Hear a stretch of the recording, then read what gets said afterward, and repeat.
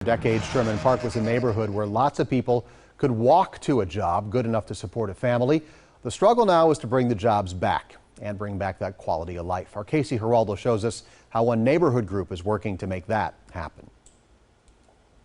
My career is more important than making the wrong decisions. It's the lesson at the heart of what pro-trade job development is all about. I owned a construction company, and I noticed that individuals that I would hire had some struggles outside of employment. Struggles like those Washington himself knows well.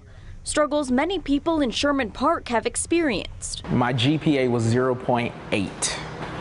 I started smoking weed and pretty much dropped out of high school. Tim Sheehy from the Metropolitan Milwaukee Association of Commerce says that's a spark for financial frustration. 86% of out-of-wedlock births are to African-American mothers, and 17% of the kids in the city of Milwaukee are reading at grade level.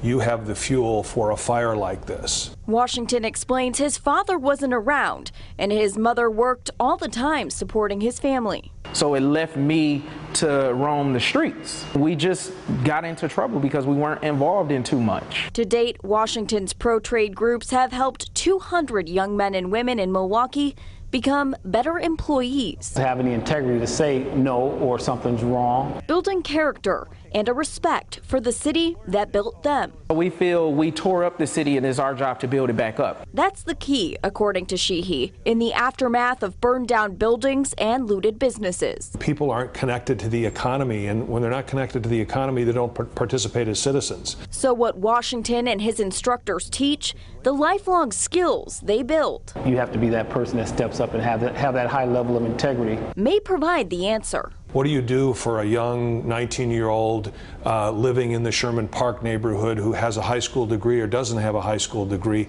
How do they get connected to the economy in a meaningful way? They're committed to changing their own lives.